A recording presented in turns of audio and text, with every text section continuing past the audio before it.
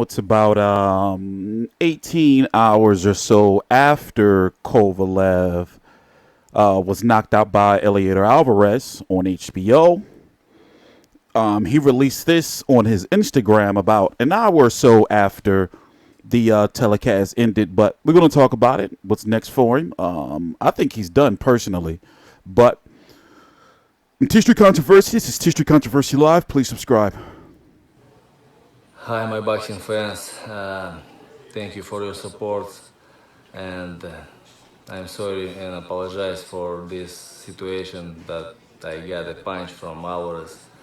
I'm okay right now in the hospital. Just checking my health, my head, and I'm feeling good. Just missed one punch and couldn't continue the fight. I didn't know like what happened, but I'm tired. Probably I'm tired because it was a long training camp, 3 months, and again apologize and thanks for your support. Everything good with me. Just checking my health and head and go home to my family. I missed for them. I love you. Thank you guys. Thank you all to all my boxing fans. God bless you. Here is what happened last night. Okay, well let me start here. What we're going to talk about is if Kovalev should take a break. There is a rematch clause. HBO does have an option on Eleider Alvarez.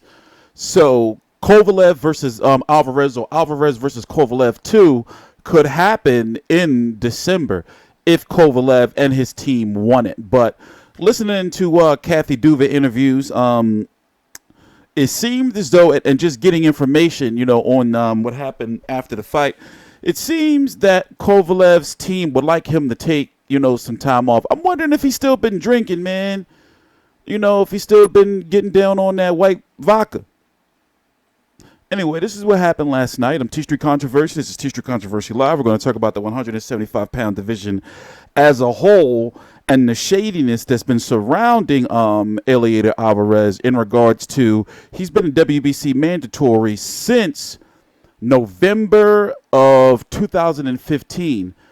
Him and the WBC champion Adonis Stevenson have the same advisor, had the same manager, promoter, and was under the same network in Showtime, yet he kept accepting step-aside agreements. It's almost like they were keeping these guys away from each other, in my opinion, on purpose, because it's in-house. Adonis Stevenson and Eleider Alvarez have the same manager, advisor, promoter. They was both on Showtime. Anyway, this was from last night. Eleider Alvarez, here it is. Look at this. First shot comes to overhand right, Jim. Boom, and that took Kovalev out of the game. Kovalev just was eating those shots too, though, And it wasn't a low blow this time. People made sure to point out in the comments that it wasn't a low blow this time. That ruined it for Kovalev. He was starting to get fatigued already. His legs were gone, but the overhand right really did it for him. Right? He saw it too. High on the chin, but a beautiful landing shot by Eleider Alvarez. A temple shot. A temple shot. Now here's option number 2. There's a left hook that took him out, followed by a straight right hand. That definitely took Kovalev down. Now, we all felt that Fields should stop the fight at this point, but I knew his past record and I knew he wouldn't. And there was an overhand right miss, followed by another left hook to the head and a right hand through the car. That's the second knockdown, I think. When a fighter falls with his arm like that, Jim, it's usually about over. And here's the third on his arm and the way his leg gave out. Other right hand around the guard. Left hand up the middle. And that'll do it. And finally, Fields gets the message. And Eleider Alvarez has seized Sergey Kovalev's position in the light heavyweight look at him. division. I wonder, jumping from 175 to cruiserweight is the biggest jump you can make in boxing. I don't see him going up to cruiserweight. To think about the good thing about the 175-pound division is once you get to 175, if you moved up from 160, rare fighters have moved up from 154. Sugar Ray Leonard at one point in time was a light heavyweight champion. When you get to 175, that next biggest jump is cruiserweight, and the motherfuckers, you might as well say they're heavyweights. You see what I'm saying? So light heavyweights like Adonis Stevenson, I don't see him going to 175. 200 pounds cruiserweight. I don't see Kovalev. They've talked about it in the past, but I don't see Kovalev going to to cruiserweight anytime soon. Let's go look at the champions, for example. You have Alexander Grosdick. He's a top-ranked fighter. I actually just watched his last fight against Minhai. I forgot, it was on the Amir Imam, Jose Ramirez card. You have Adonis Stevenson, who WBC champion. They have to fight. Badu Jack wants the rematch. Marcus Brown just won. I think we would likely see probably Badu Jack versus Marcus Brown, next, because the WBC is not messing around. Adonis Stevenson has not had a mandatory challenger since he's been WBC champion, from my understanding, correct? In fact, let's go look at it. And I cover all this. When was his last? He hasn't had a mandatory. Tavoris Cloud wasn't a mandatory. He beat Chad Dawson, Tavoris Cloud, Tony Bellew, Funfara, Husky, Saki Obika, and then when he fought Tommy Carp, well, actually, around this point in time, correction, at one point in time, he was Sergey Kovalev, even though he was a unified champion for the WBA and the IBF and the WBO. This was after he beat Hopkins. The WBC had made him the mandatory for Adonis Stevenson, but because of purse bid, Kovalev's team withdrew. So he hasn't had a mandatory, and then that's when Eleider Alvarez was made the mandatory, and there was 3 or 4 step-aside agreements for Eleider Alvarez. So, you would have to understand, the political situation and, how purse bid works and, who Al Heyman is and who Yvonne Michael or Yvonne Michel, I don't know how to pronounce his last name, and, how they work to understand that. I can see now there was a reason why this guy was being kept away from Adonis Stevenson. They was building him up and trying to build Adonis Stevenson up at the same time, but they was doing some finessing, by keeping them away from each other. But in regards to Kovalev, man, I don't know where he goes next. I think he should do some soul searching. He does have a rematch clause, but I don't know how it's going to work if, for example, HBO only has one more fight with Eleider Alvarez. And also, what is Alvarez's team going to do? Because they may not want to jump into a fight with a guy like Dmitry Bivol, who's been being built up to fight Sergey Kovalev in December. They were actually going to do it now that we found out. We found out since last night.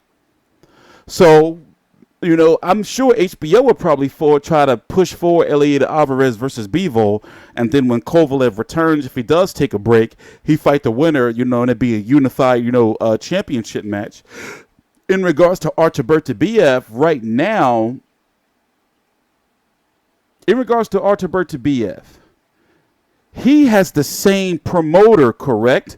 He was trying to jump ship to Top Rank, from my understanding, but he has the same promoter as Artur Beterbiev has the same promoter as Kovalev and Stevenson and Eleider Alvarez, correct? Let me look it up.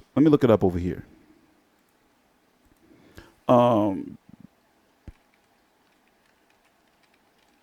Let's see. Yeah. So, you have Adonis Stevenson, right? Artur Beterbiev and Eleider Alvarez, who all have the same promoter. But Artur Beterbiev at least for 2 fights, is going to be fighting over on the Zone. Something is just not right here, He's got one of his fighters fighting over here on Eddie Hearn's platform, The Zone. He's going to be fighting on October the 6th, by the way. The press conference for this is this Tuesday or Wednesday coming up right now. It's August the 5th right now, 2018, 6:19 p.m. Eastern Standard Time. So I'm starting to wonder if this guy's doing this on purpose to keep his fighters away from each other, because he's got Bertabiev, IBF champion, over on The Zone, right? Fighting exclusively for 2 fights. Eleider Alvarez, including the Kovalev fight, 2 fights with HBO. And then you got Stevenson, 2 fights with Showtime. I mean, no, not 2 fights. He's on Showtime. But then you got Alexander Grovesdick, who was top rank, and he was ordered to fight each other.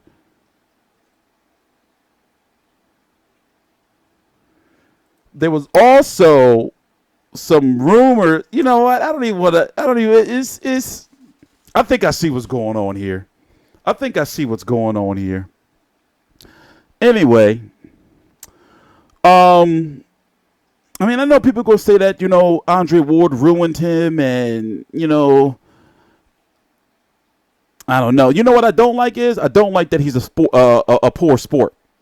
I don't like that he, like when he loses, he doesn't give fighters their credit, or he makes up some shit, or in this case, he didn't do a post-fight interview. He just went straight to the back. He didn't go directly to the hospital. He just went straight to the back because they caught up with him. You'll see right here.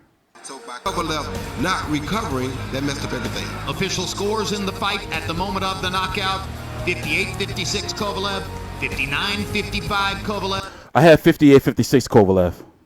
I know people are going to argue it, but Kovalev was putting on a good performance.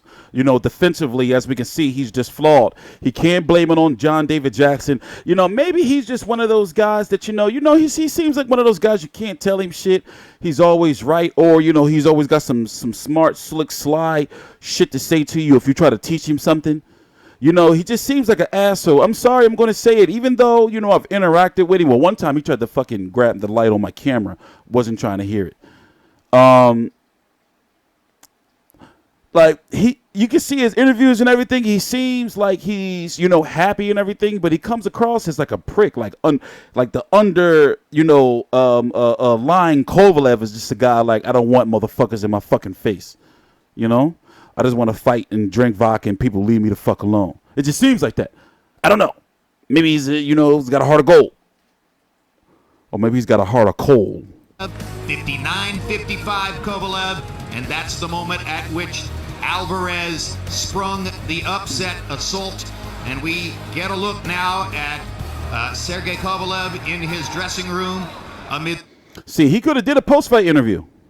The disappointment, the desolation of knowing that his reign atop the light heavyweight division has suddenly come to a halt unexpectedly via knockout.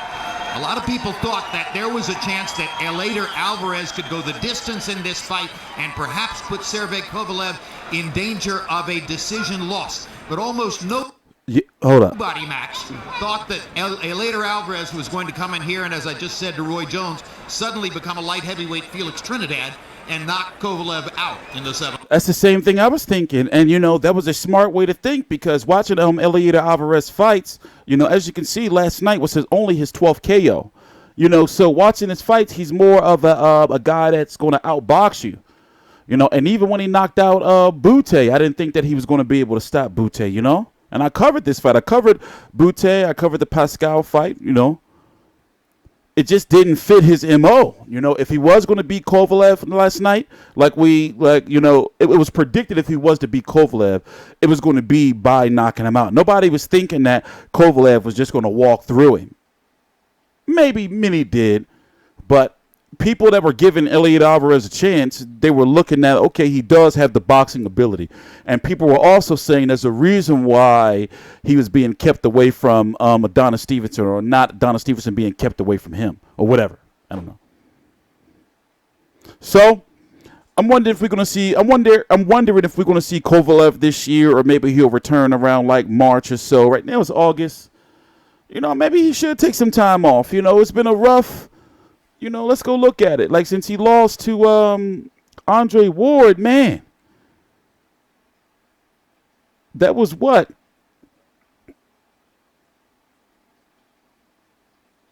18 months, been about? Now 2-3 in his last 5. Whatever you think about the Andre Ward fights, those were rough on him mentally, and then with the John David Jackson stuff going on and everything in camp and all that, those were some rough mental fights for him. You know, the biggest fights of his career, 2 of them on pay-per-view, one of which, you know, his balls were punched. I guess his balls were right here. I guess he's got a really, really high scrotum, you know. And then the first fight, close fight. We're not going to go back down that memory lane. From TstreeT Controversy, this is TstreeT Controversy Live. Please subscribe.